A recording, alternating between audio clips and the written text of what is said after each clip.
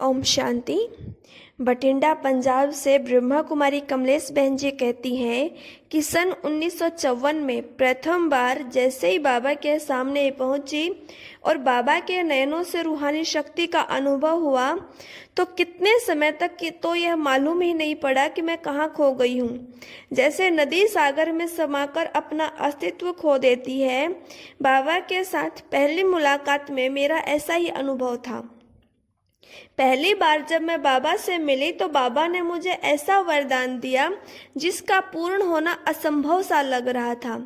बाबा ने कहा, बच्ची अपने मैनेजर से भी आगे जाओगी। बाबा ने अपना उदाहरण देकर मुझे समझाया कि मैं कैसे एक सेल्समैन से हीरो का व्यापारी बन गया।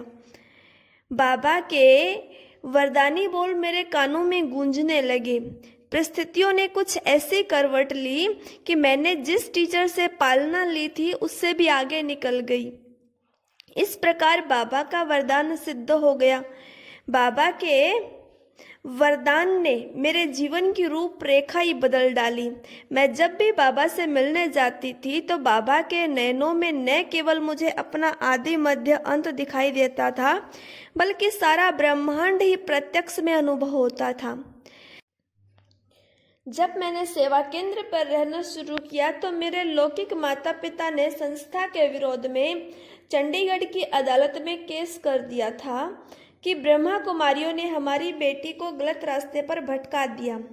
उस समय ऐसा केस पहली बार ही हुआ था और जगदीश भाई विशेष रूप से दिल्ली से बाबा के आदेश अनुसार इस केस के कारण आते थे। मैं अपने लौकिक घर में रह रही थी। प्रतिदिन प्रातःकाल 4 बजे बाथरूम के रोशनदान से दिन भर घर पर चले वार्तालाप को कागज पर लिखकर बाहर फेंक देती थी, जिससे उन्हें पता लग जाता था कि आज क्या चर्चा हुई, और कागज पर लिखकर मुझे भी बता दिया जाता था कि आपको आज यह बयान देना है।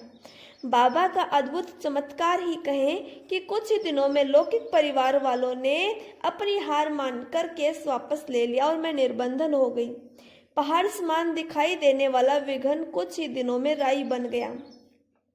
मेजर भाई की कोठी पर मैं और मेरी एक सहेली बाबा से मिलने गए तो हमने आपस में राय की कि हम अपना नाम नहीं बताएंगे कि कौन कमलेश है कौन सील है, क्योंकि भगवान जब जानी जाननहार है तो क्या इतनी छोटी सी बात नहीं बता सकेगा।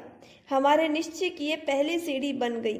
जैसे हम बाबा का पेपर लेने का प्रयास कर रहे थे, जैसे ही हम बाबा के सामने पहुंचे तो बाबा के एक शब्द ने मेरी खुशियों का बांध तोड़ दिया।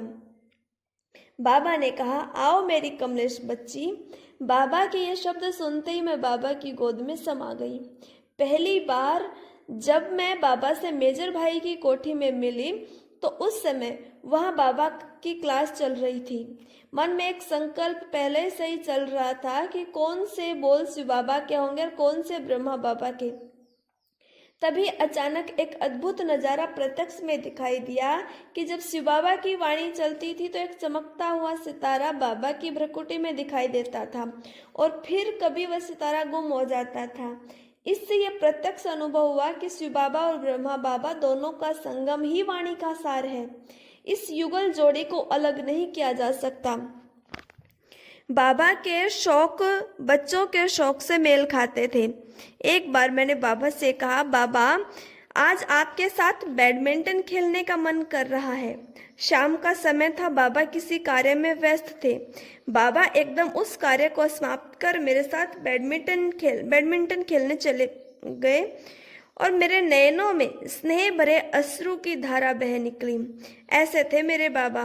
बाबा चौसर का खेल भी बड़े प्यार से खेलते थे और खेल खेल में अद्भुत ज्ञान के रहस्य भी खोल देते थे।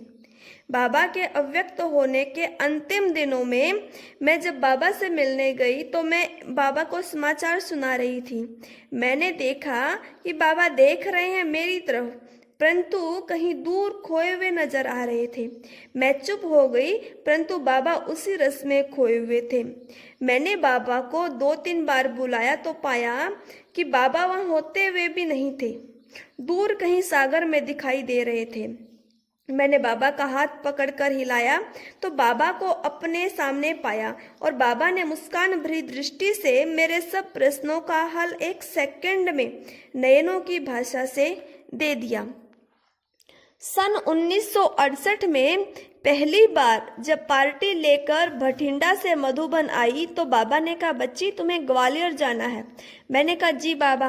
बाबा ने पार्टी को मेरे बिना ही वापस भेज दिया और मैं इधर से ही ग्वालियर चली गई। कुछ समय पश्चात भटिंडा के भाई बहनों ने मेरी वापसी के लिए बाबा को पत्र लिखने आरंभ कर दिए। बाबा का राजयुक्त राज समझ में आया जब 15 जनवरी 1969 को बाबा ने अपने हस्तों से मुझे पत्र लिखा कि बच्ची तुम परीक्षा में पास हो गई हो, तुम्हें भटिंडा वापस जाना है। यह पत्र मुझे बाबा के अव्यक्त होने के बाद 19 जनवरी को मिला।